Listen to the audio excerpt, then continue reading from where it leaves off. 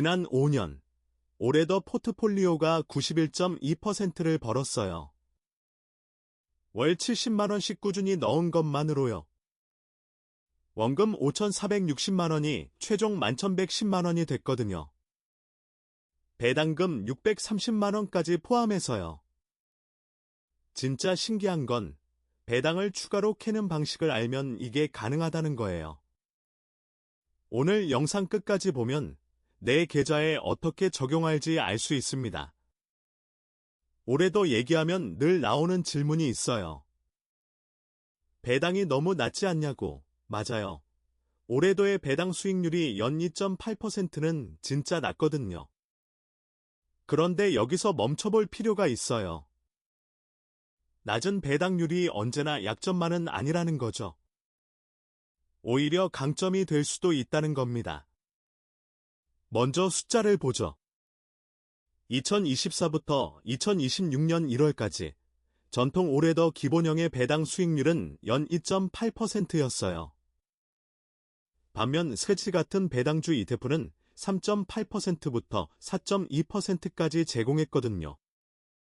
그런데 놀라운 건 K씨의 실제 사례입니다. 월 70만원을 5년 동안 적립식으로 투자했어요. 원금 5,460만원이 최종만 480만원 플러스 배당금 630만원 총 11,110만원이 되었습니다. 순이익 5,650만원, 수익률 103.5%예요. 2020년 코로나 충격에서 올해더는 플러스 12.8%를 벌었어요.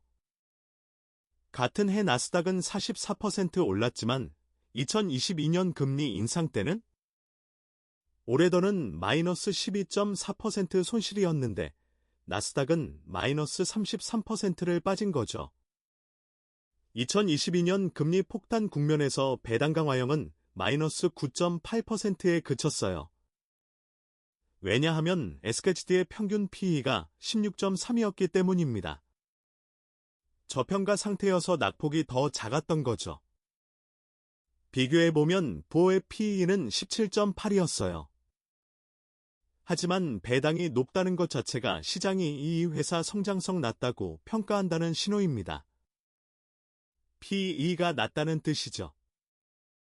반대로 부호처럼 배당이 1%대인 이유는 기업들이 남은 돈을 배당 대신 자사주 매입이나 성장에 쏟아붓고 있다는 뜻입니다. 지난 몇 개월, 경제 지표가 좋아지면서 성장주가 터졌어요. 보는 PE가 19.1까지 올랐는데 스카이트는 16.5에 머물렀습니다. 결국 배당 강화는 인컴은 많지만 자본 성장은 제한적입니다. 이것이 핵심이에요. 그럼 어떻게 적용할까요? K씨처럼 ISA와 IOP를 나눠서 쓰는 방법이 있어요. ISA는 연 400만원 범위 내에서 배당금이 비과세입니다. 월 680만원 배당을 기대하면 K씨 사례, 연 630만원 중 400만원은 ISA로 비과세 수령하고 나머지 230만원은 IOP로 넣으세요. IOP 배당금은 55세까지 인출할 때 세금이 붙지만 장기 복리로 보면 훨씬 유리합니다. 예를 들어 IOP에 월 70만원씩 25년을 적립하면 총 적립액 2.1억 원의 연 5% 복리 가정 시 55세 인출 때 약 5,500만원 이상 증액됩니다. IOP 내부 수익은 세금 없이 재투자되니까요.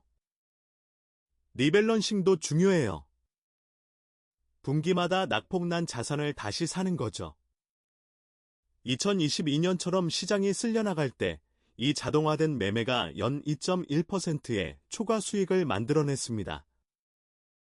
이 전략이 항상 먹히는 건 아니에요. 세 가지 리스크가 있습니다. 첫째, 스태그플레이션이 다시 터지면 어떻게 할 거냐는 거예요. 올해더는 저금리 또는 정상금리 환경을 가정했거든요. 인플레이션과 저성장이 동시에 터지면 주식도, 채권도 모두 빠질 수 있습니다. 둘째, 환율이에요. 지난 5년 원 달러가 1,200원에서 1,400원 사이를 움직였어요. 만약 경기 침체 우려로 원화가 1,600원까지 약세되면 달러 자산의 원화 기준 손실이 10% 이상 날아갈 수 있습니다. 셋째, 배당 과세 정책이에요. 지금 ISA 비과세 제도가 있지만 축소될 가능성이 있어요. 정치권에서 고소득층 배당 강화 과세를 논의 중이거든요. 만약 이 세 변수가 동시에 악화되면 올해도도 마이너스 15% 이상 빠질 수 있습니다. 그 시점이 리밸런싱의 진정한 가치가 들어의 관점은 순간입니다. 다만 이 관점이 틀릴 수 있는 경우는 실적과 금리 변수가 동시에 뒤집히는 구간입니다.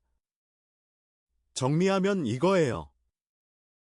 올해도의 진정한 가치는 최대 이익이 아니라 최악 상황에서 손실을 최소화하는 거예요.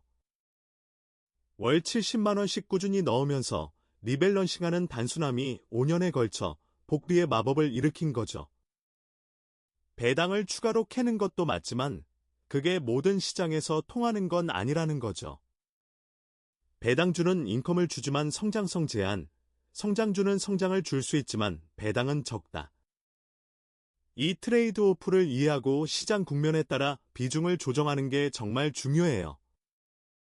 지금 아래 링크에서 5년 전체 백테스트 데이터와 월별 수익률 추이, 각 증권사별 수수료 비교표를 무료로 다운로드하세요.